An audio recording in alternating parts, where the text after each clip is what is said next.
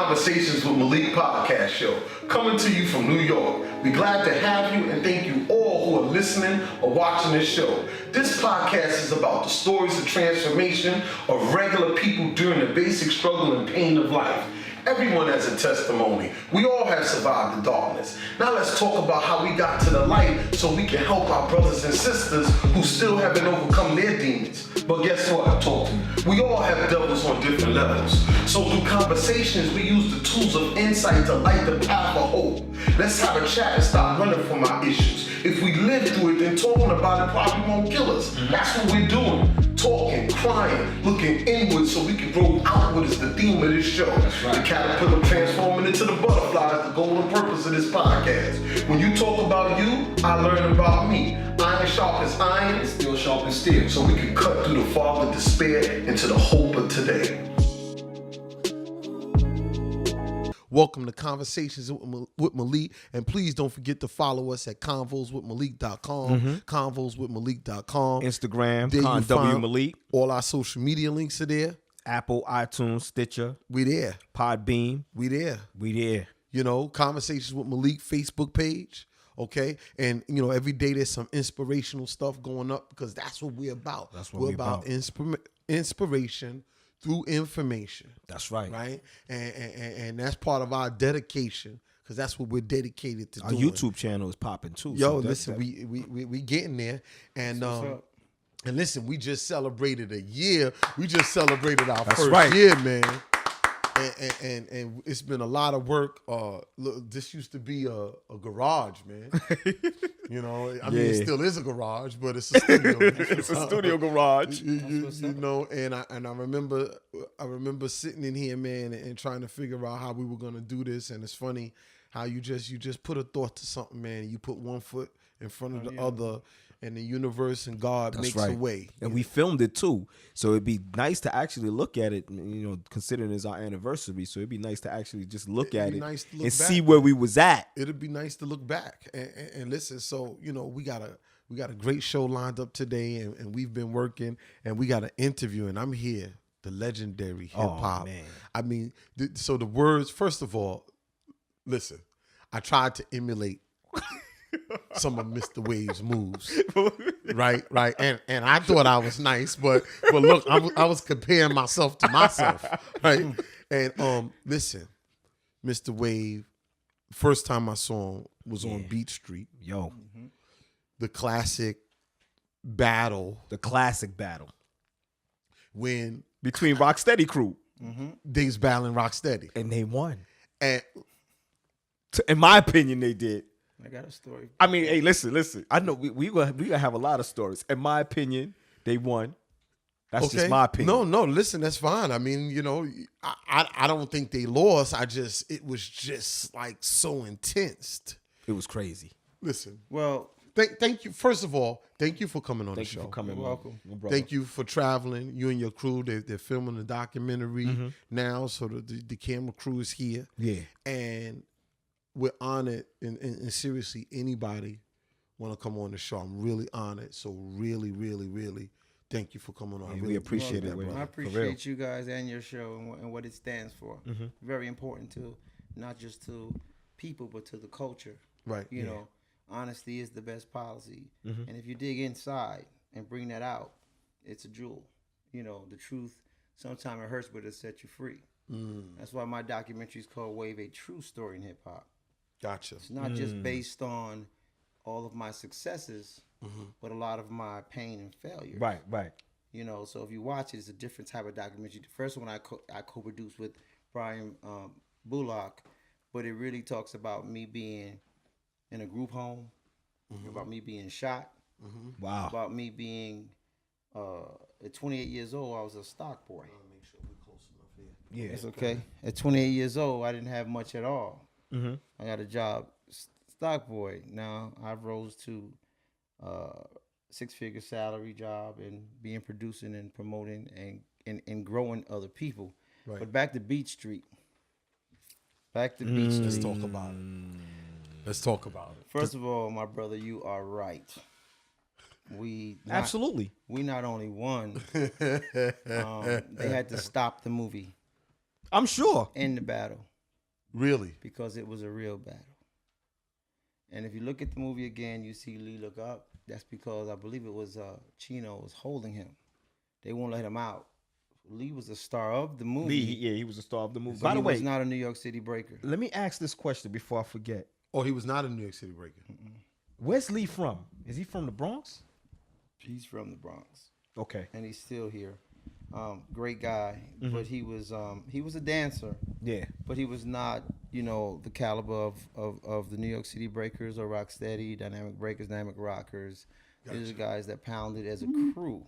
Gotcha. Lee was kind of a solo. I didn't know if he really had a crew or not. Actually, I just talked to him a couple of days ago. Wow. But they had to stop that movie and tell us, if you guys don't stop, we're going to make this look as even as possible. Wow. And I would tell you that Crazy Legs is a great guy. Oh yeah, And he had much to respect. Much respect to Crazy Legs. He carried that day, but it just wasn't enough. Look at how he said that. It just wasn't enough. He wasn't enough. Listen, the air was so thick in that battle. In that Roxy building. And that was just the anticipation leading up to the battle. How y'all were walking. And then the music was playing. Right? And it's playing. And y'all are walking up. And that part right there was just amazing. The air leading up to that was just like dynamic. What was it like to be a part of something like that? First, I want to give credit to Michael Holman for that scene. They hired him in to do that battle scene. And the first thing Mike said is, and he went on to be a professor at, I believe it's Harvard, and he teach film, and he went to film school, but he says we need more than one camera. So, that's a learning experience in itself. They're shooting one-dimensional. And if you look at that move, and when I do, you see from 3 different angles. I've seen that from 3 different angles. I give that to Michael Holman for that thought, that idea. The intensity was raw because it was only my second appearance in life as Mr. Wave. Really? Yeah. So me being in that movie, and I can go back a little bit. We can go back to the movie. Okay. Well, that's another. You can ask me later about how did I become Mr. Wave, but right. That was I learned through my guys. I knew that we were all, because there wasn't social media, so there wasn't, popularity came from the streets.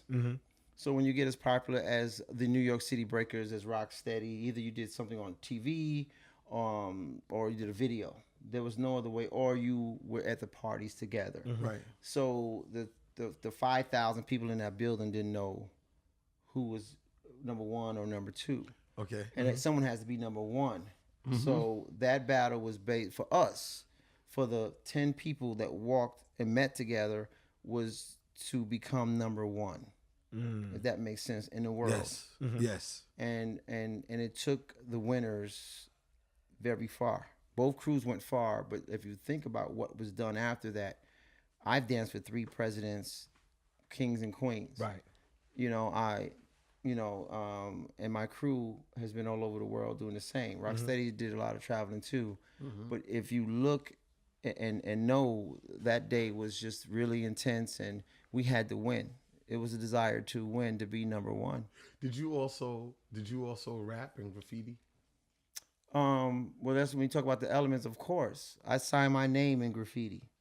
I'm not good as my guys, Cena and Steve Cass, who went on to be graffiti artists and respected. And that's why in all my interviews, I try to have more elements than just my element. Gotcha. And that's why Cena's here. I mean, Two Mad is here, and he brought the jacket for the museum. Yeah. And I don't want to jump all over the place, but people had under misconception that if you do one of the elements in hip hop, that you are a child of hip hop.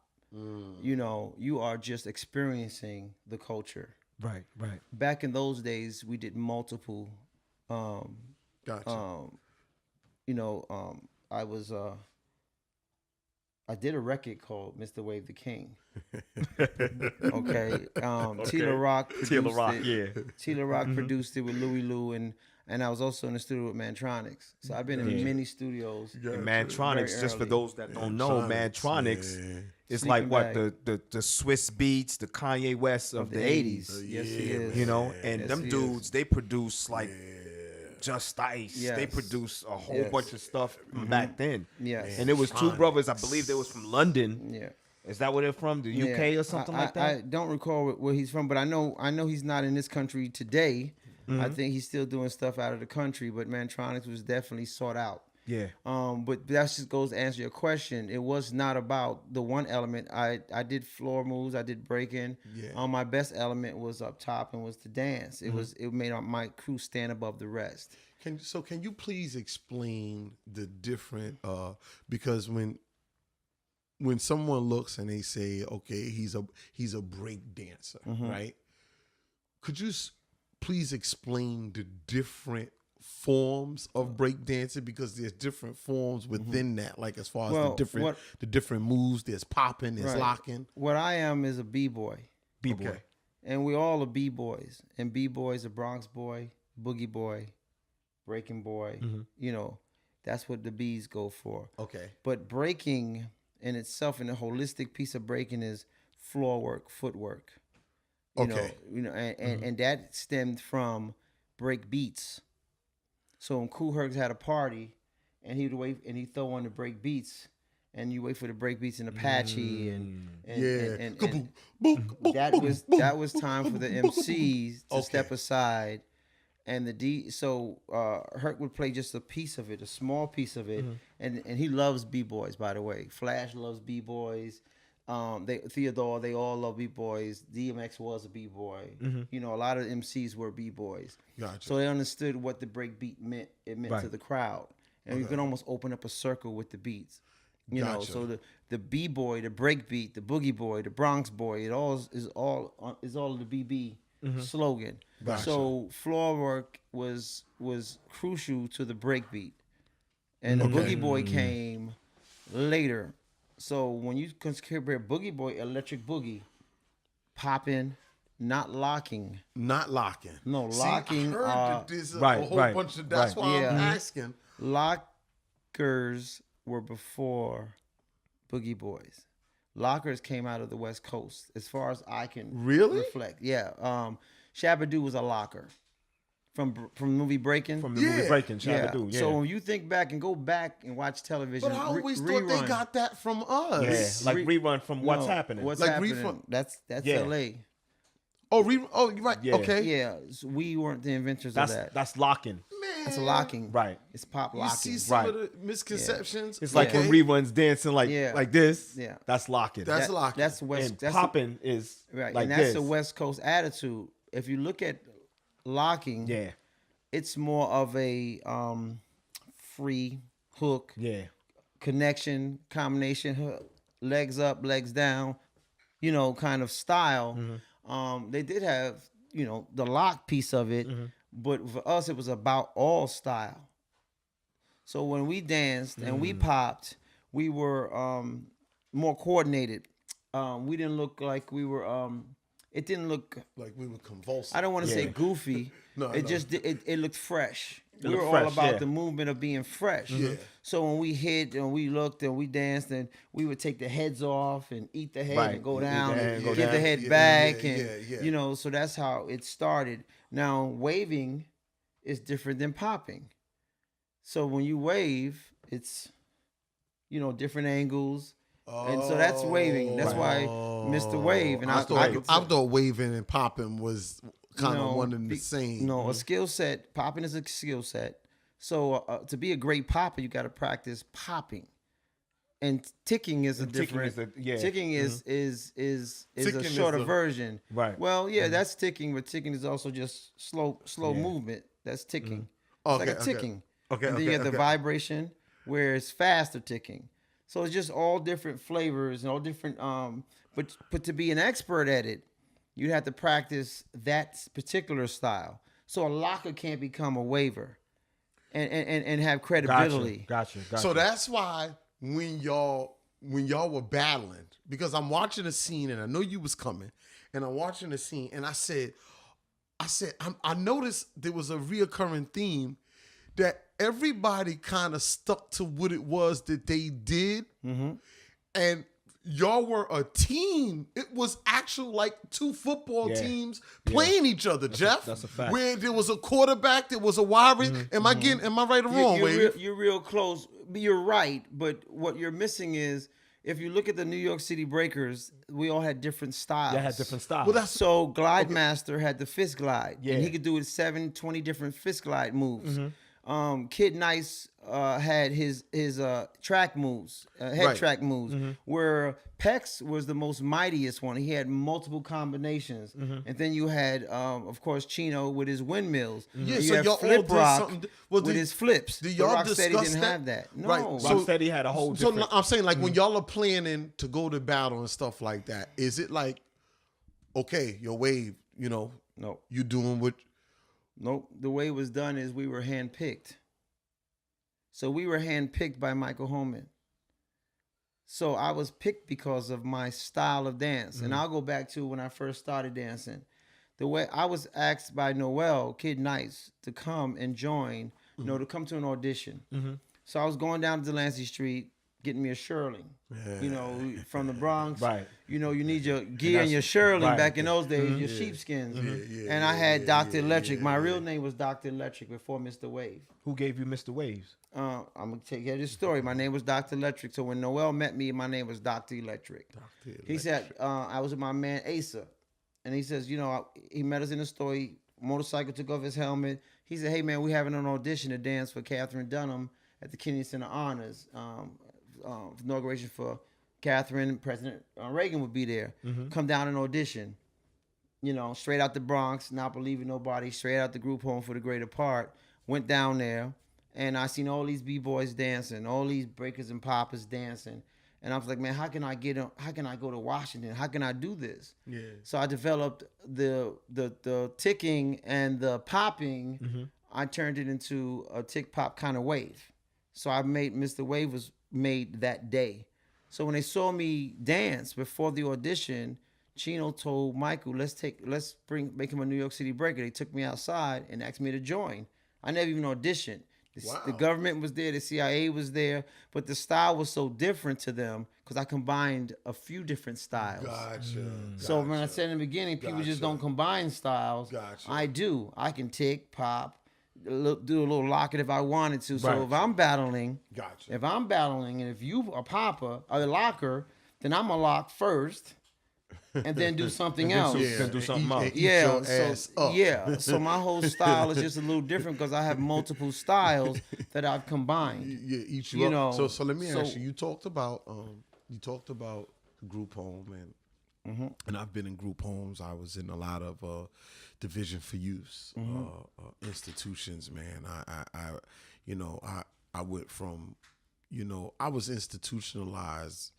I became institutionalized during my early teens because I was so bitter. I was so upset. At the time, you might have perceived me as tough, but I was very fearful, and I was hurting. But it came out as me being tough, Right? But I wasn't. It appeared, but I wasn't tough, right? Because I was actually running from. Was this a self-diagnosis, or you just realized that? This now? is in hindsight, reality. Because hindsight is 20/20, right? So I can look back at 45 and say, yo, when you were 15, you was hurting. Now at that time, I understand. I would have been like, yo, I ain't no joke. Get the F out my face. Right. You know what I'm saying? So I was in a lot of different group homes, but and I came from a good home too, but it eventually had an impact on me in a positive way. Talk to me about your experience in the group homes. Well, mine was a little different because mine was voluntarily. I volunteered to do that. I'm gonna tell you why. Because I had a stepdad that I didn't really like, because of his demeanor, 6'5", 250. Everybody had to kind of like bow down. And I was $125. at 15, buck 50 at 15. Yeah. I was a little guy, and it's a lot of anger in my household. But also, if one messed up, everyone would be punished. Gotcha. And I realized that I was not going to stop messing up. You can't control me. You understand what I'm saying? At that age, and I can't whoop you. So that hostility built up in me way before dance. And I told, my mom was a hardworking woman. She worked every day and did what she needed to do. And I was causing pain to the household. Okay. So when I did go into that place, it was called Samaritan. And when I went in Samaritan, and I was voted. Samaritan Village. Yes, I was voted in Evanston. It was up in Evanston. I was voted most likely to succeed. But one thing about that group sitting in that setting, they asked me a question, and it was different. They said, for everybody here, how do you feel about your mother and your father? And everybody said, I don't like my dad. I don't like my mom. I ain't know my dad. I don't know him. I don't like they don't listen. When they got to me, I said something very simple. I said, I love them both. He says, well, how could you love them both? I said, but without my mother and father, there'd be no me. It's really simple. Right. You know what I mean? It would be no me. No doubt. But I went on to realize, didn't understand the anger that was still inside of me. Gotcha. So when I went in there, I was able to achieve 2.5 years. When I came home at still a young age. And graduated the program. Graduated the program. Gotcha. And came home and was introduced to hip hop. Gotcha. Because I came home as a man.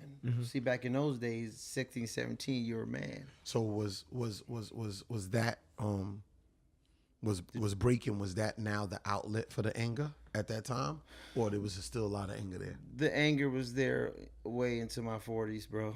Really? Because I hadn't realized. It wasn't until I did my documentary, that was a 40-hour shoot, that I had to speak to it. And when I was saying things like, you could make 1,000 mistakes, but when you realize you've made 1,000, that's your first success. And I talked about me being poor at 28 years old, that I finally started to hurt and bring that out.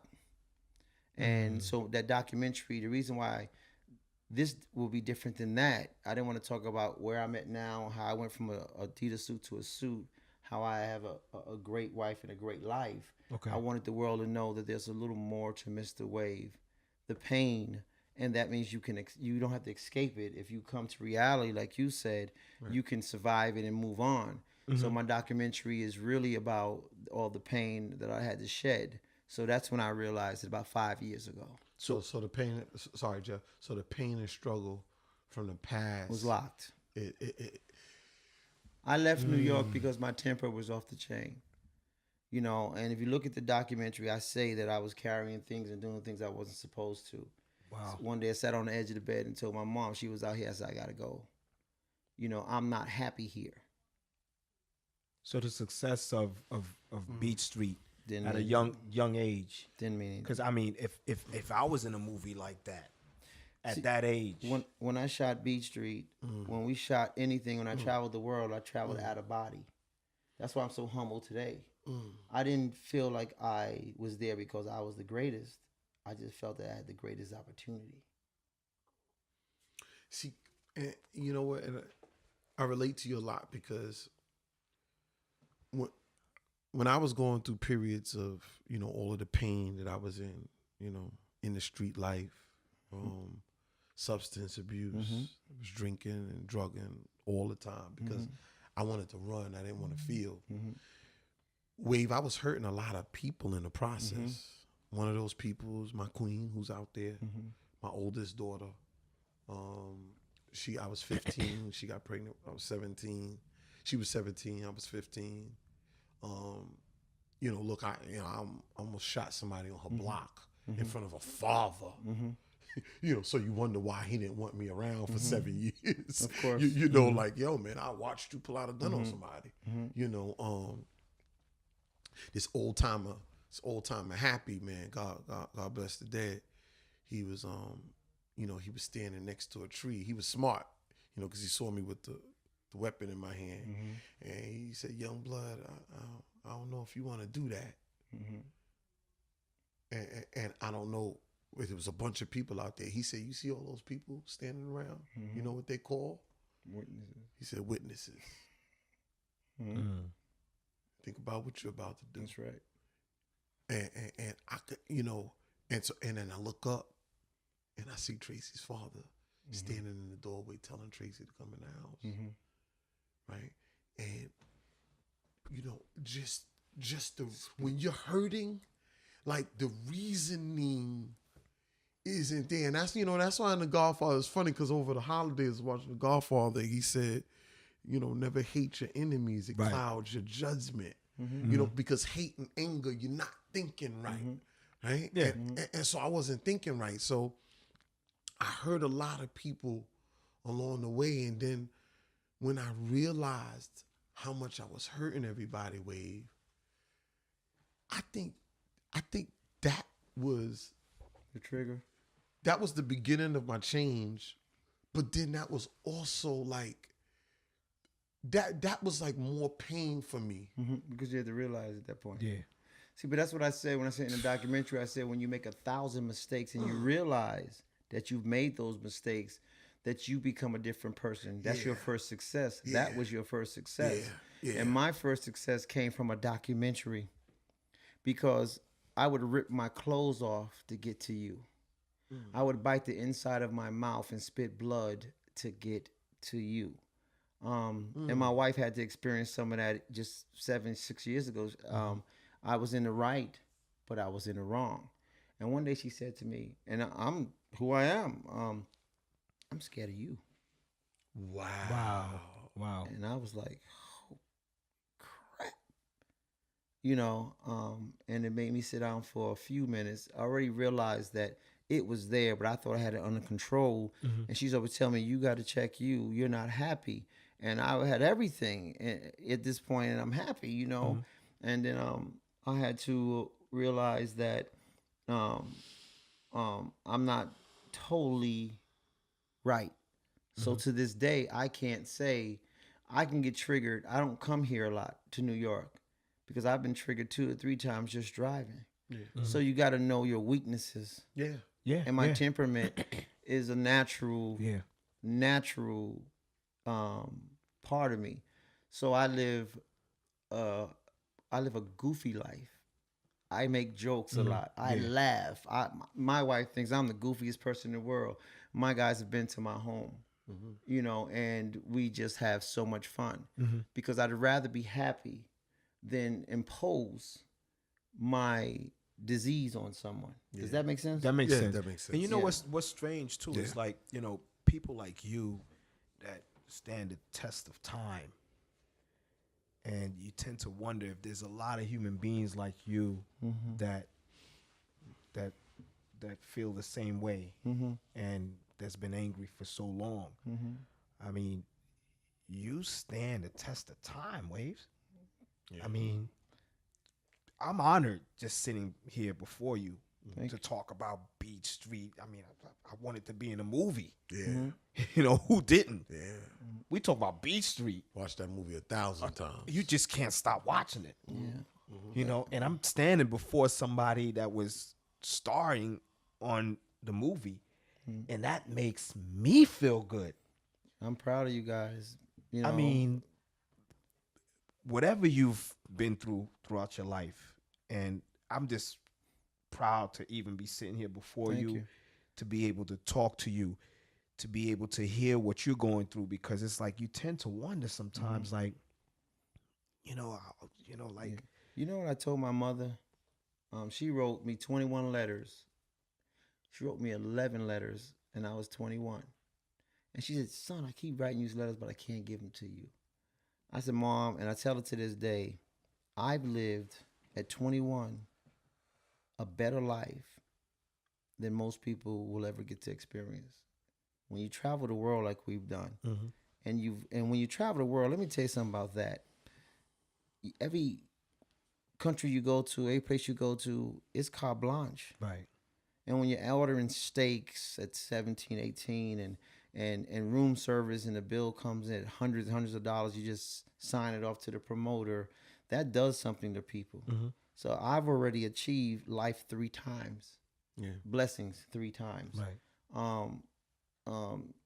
So that's a trigger. So I told her, don't worry. If I lose my life, it's my fault. Don't worry about me. The documentary. I mean, to do a documentary on your life and the different elements of hip hop. Talk to me about the documentary you're a part of right now. Yeah, this will be the second one. The first one is on Amazon and it's doing very well. It's in 6 countries, and it's 5 stars for the last 2 years. Cool. Thank you. And if you have Amazon, it's free. But the reason why I named it Wave: A True Story in Hip Hop, because we wear masks as performers. We believe in the word legend opposed to legacy. And when you've done as much as we have, we should be building legacies and having people like yourselves understand what we got out of it. Right. So the documentary had to be different. And I wanted to move into production and helping people through my words, through all that I've learned. I'm only 7th grade, 8th grade. I have a GED, but I make $100,000 at work. I manage master degreed managers because of street knowledge is not a derogatory term or a bad thing if you can learn from it. So the documentary is based on, of course, me being in a group home, me being angry. I talk about the anger, me being shot, defending someone, coming just back from Trinidad as Mr. Wave. I got shot. I talk about me being broke and a stock boy at 28 years old. But I also talk about my first experience as Mr. Wave. But there's a lot of points that I make in the documentary. So, right now I go to schools and I talk to kids about if you have done wrong and you have been wrongly accused of something and you got blemishes on your record, don't make the mistake in thinking that your life is over. And if you can't get a job, then what simply you have to do, first you have to do what I had to do. I had to apologize. I had to apologize to my parents. I had to apologize to the police officers, to the teachers. And then you kind of, your spirit is free. Then you go get you a bucket and you get you some water, put some soap in and get you a squeegee. You go down to the store, a bunch of storefront windows, and you go in there, you bargain, you negotiate down. If you got to do them for $5, do them for $5. Build yourself some clientele, 10, 15, 20 windows. Save your money. Then go buy your lawnmower and cut some grass. You cut enough grasses and you have enough windows, you have enough clients. Now you just need $100, $200 to go get an EIN number. And you got 2 businesses. You don't need a job. You need to create a job and a business. So that's what I talk about in my documentary. It's not just so much about me, because it's not about Mr. Wave anymore. It's about what Mr. Wave has learned through his struggles and through his gains in life. That's what my documentary is about. Talk to me about the foundation. I Am That Kid Foundation, taking our youth back to the history and appreciation of the art and culture and hip hop. So that's my baby. Me and my wife started the foundation. The reason why it's named I Am That Kid, I was talking to Special K one night on the phone from Treacherous 3. Special K. That's my brother. Yeah. Me and him and Tito Rock, we got a lot of history. But I was talking to K one night and we were talking about, I need to do more. I got to give more. How can I give more? Then I said, K, I am that kid. And then it just hit me. I'm the kid from those streets. So I can go in any building. I can go to any hood. I can go any school, and they could be as bad as, hell, and I would understand. And I say it all the time. If I go into a environment and Barack Obama goes into that same environment, I will save more lives. You will save more lives because it's attainable. And if it's not attainable, people tend to overlook it or forget it once it leaves the room. That's why what you guys are doing is most effective, and I would love to come back at a later date.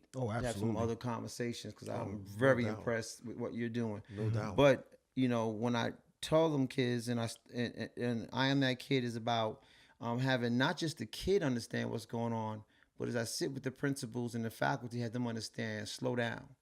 and understand and don't judge these kids because you don't know what's going on in their personal lives. Then I teach them to dance.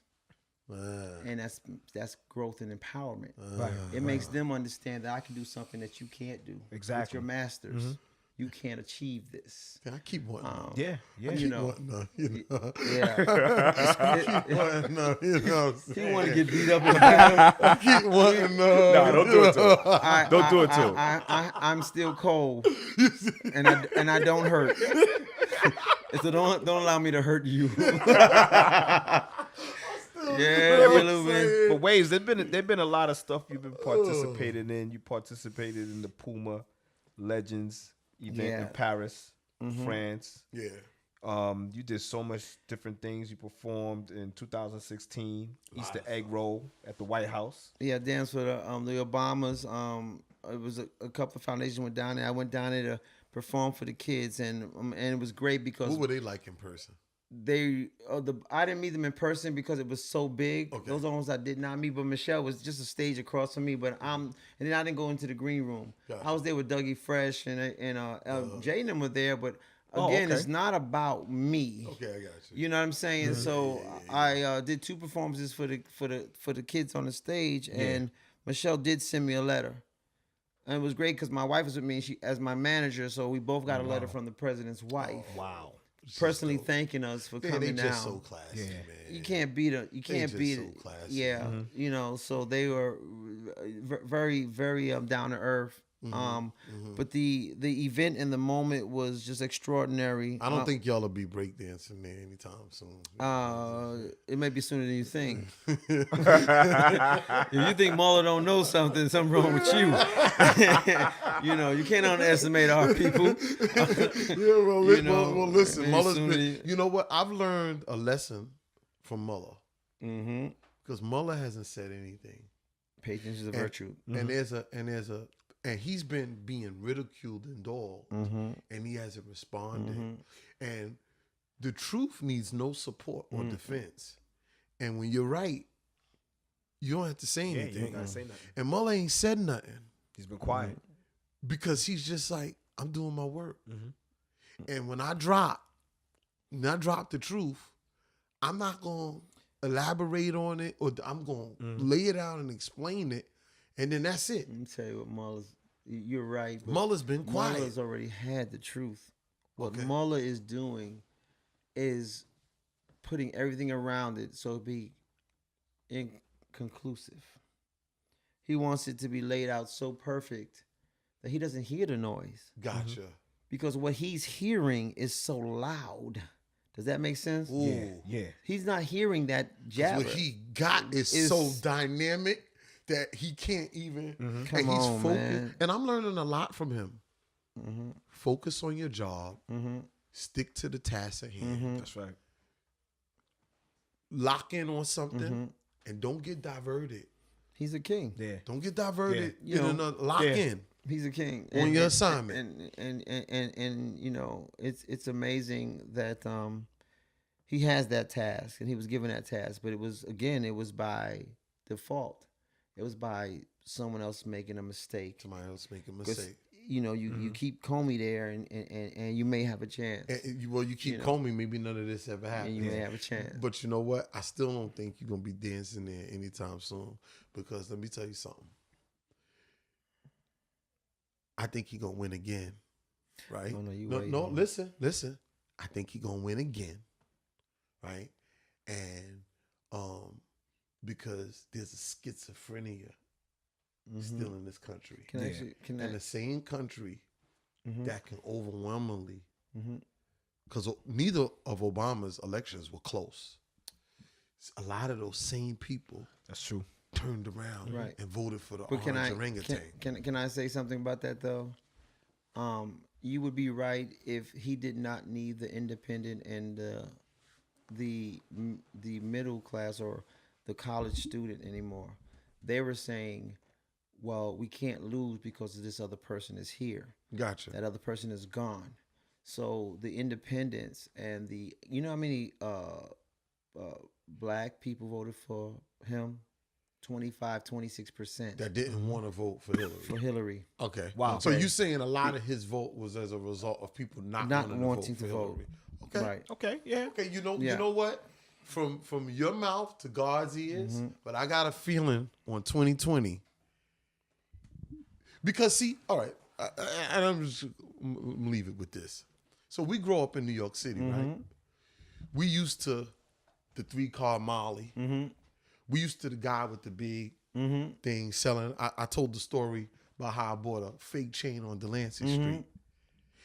And I know that guys in there selling fake chains. But this cool, Did it anyway. this cool Hispanic dude, man, he was dressed, he was talking to me. He got He had you. the gift of gab. He right? got you. He got you. He took the chain and he scratched it And it still was gold. on a wall and it still showed gold. He said, look, Poppy, yo, look at me how I'm dressed, man. He had a pocket full of money. He had $2,000-3,000 in his pocket. I bought the chain. A month later, I'm in the shower. Right. And the green runner, check it. So, us from New York, we used to the talk. We know it's gifted, but in the Midwest and in the Rust Belt and rural America, they not used to that shit. Yeah. And he kicked the New York fact. City game, and they bought the fake chain, and now they realizing that the green is coming down their neck. But the only difference with them is they would rather, because they know we don't like it, they'll take solace in the fact that it's hurting the people that they don't like and still stick by Let it. me tell you what. That's what's sad. That's one version, but let me give you my version. Okay. Trump is ruining the Republican Party by design. He's weakening by them staying silent. And this man is able to do wrong and not be held to a higher standard. That affects like, for example, the strike. He could have got $25 billion Yeah. just 6 months ago. Yep. Now because he wants to rule, and they don't support that, but they're not even going to put a bill on the table. Their job is to put a bill and him to Right. veto it. Right. They won't even put him in that position Yeah. to veto. Right. That's called protection. Okay. And so you can't be the man from New York if you're being protected. When he first went in there, he was the dominant. He fired Comey. Gotcha. He fired generals, and there are no more generals left. There are no one left. Yeah. And now you have a silent Republican Party. Right. When Comey was here, they were screaming for him and supporting him. He's lost his support mechanism. So how do you run? And all the people that he picked to win, they've been losing. We picking up red states. Yeah. So that's your difference That's again. that's usually the flow of, that's usually how it happens when somebody becomes president. Yeah, and but they you lose can't the go by House, usual. This is and then they use unusual. yeah. So for him to win like that and crush Hillary, how could he now be losing states and to senators and stuff are losing states? Look at all these 100 new senators, these women, all this diversity. Yeah. That's all brand new. Right. We got 101 people, and how many women you got now? Because he denounced the women. That Yeah. means someone had to vote for these women, the same people. You're right. So if they people. wanted to Yeah. make Trump last 8 years, they would have come out to the poll to support everybody who supports him. Yeah. Well, you know what? I'm sorry we off track. No. I mean- listen, we podcasting, and this is this is Coogee Chagalia, self-determination. Yeah, we can yeah, talk about yeah, whatever yeah. we want to talk about in here. You know what I'm Hey, saying? hey. But you know what, man? I'm just not that optimistic, man. And I actually had a dream that when he got down to a year in his second term, that they pulled a Michael Bloomberg. It was like an emergency act where things were so messed up where we going there? that they didn't want to, like, we was like in a war or something, and it was like, we just can't change presidents. Could you ever actually see him leaving? Like, I really Yeah. think Illness. that, listen, if he loses the next election and goes, they robbed me, look at what they did to me. Guys, go out there and do something. Yeah. You know there's people that's gonna go and start killing people Yeah. because of that? Yeah, but like I don't yeah. even I can't see him giving us a concession speech. But it won't go there. He won't do it. No, he's not gonna make out this term. He's just not. I don't know, man. He's I not. think he's gonna be president forever. No, because think about it this way. Let me look at it from a broader perspective, from a global perspective. Trump, before Trump got there, South Korea wasn't talking to North Korea. Now they partnered up. Iran is out there ready to partner with Russia. We want to pull out of Croatia. We stop global warming. Everything that the Russians don't like, everything that the adversary, everything that the communist countries like, he's performed for them. Right. So you I think cannot that's the way- support. but I think that's There's the way- more. I There's think more. No. No, There's I more. actually think There's more. democracy's On top dying. of that, I think it's over. This is the that, beginning. On top of Watch. that, he made the rich richer. He gave everybody $50 on their pay. That's equivalent to Bush's $500 and his $1,000 he gave at one time. People are now seeing that it's just a scam. They can't afford to go for more because he's also going to stop all those people that went to vote for him, those food stamp people.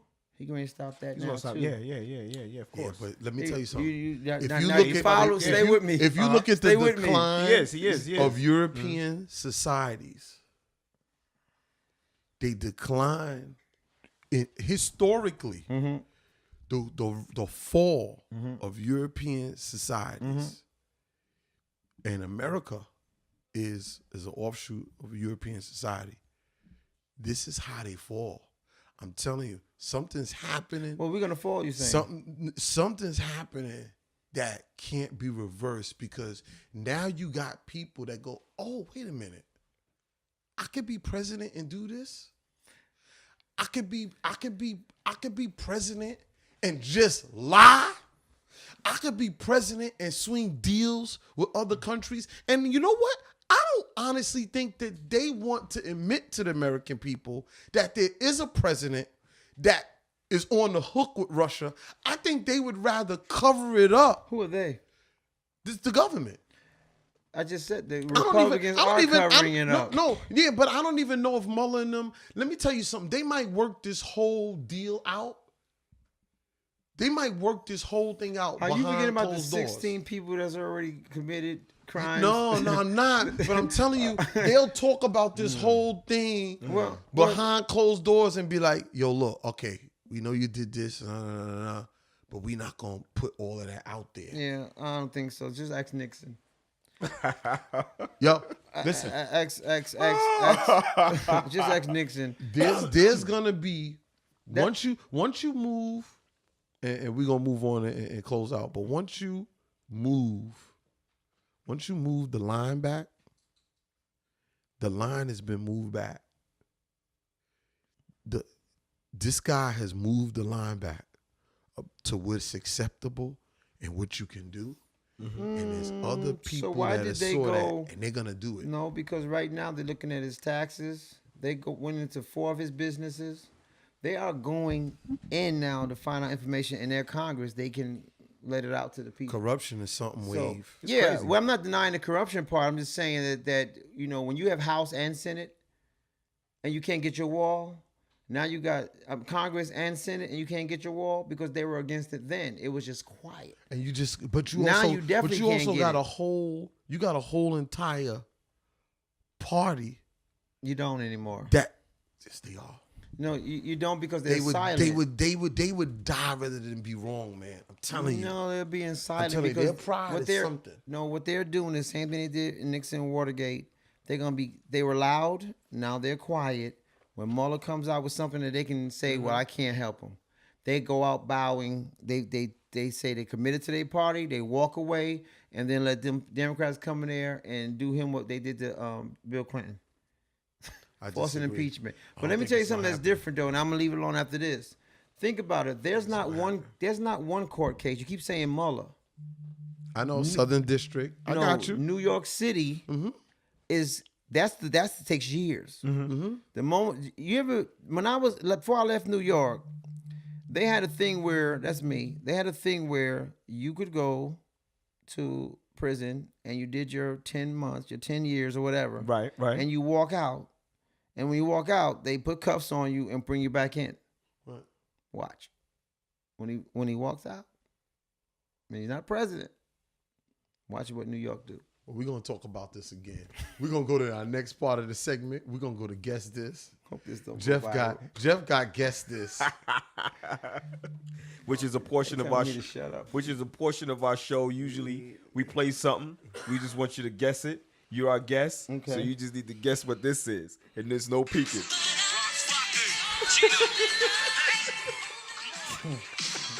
That's the battle. Oh God! Thanks for making it easy. That's easy. That was the beginning of the separation of Mr. Wave and the New York City Breakers. I became a brand. This is the part you're talking about.